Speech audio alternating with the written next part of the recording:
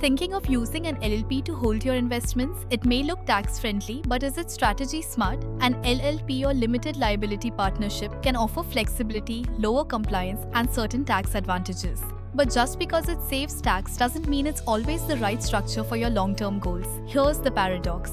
An LLP can be highly efficient for domestic structures, yet completely impractical for inbound foreign direct investment. The same structure that saves cost locally can block strategic opportunities globally.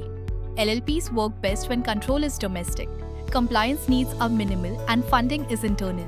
They're ideal for family offices, promoter-led holdings, or structures where simplicity and internal capital are key. However, the limitations are significant. FDI restrictions mean no foreign capital. There's no access to ECBs or convertible instruments. For startups, this can be a deal breaker.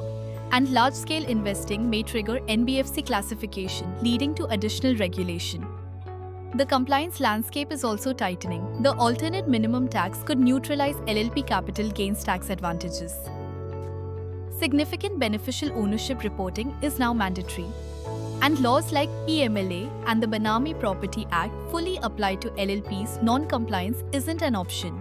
An LLP is a strong fit when you control domestic capital, have no plans for foreign investment, and want clarity and flexibility in taxation.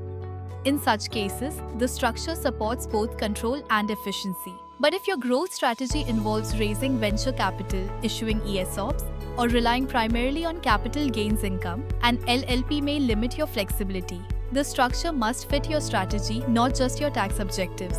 Stay informed, stay compliant.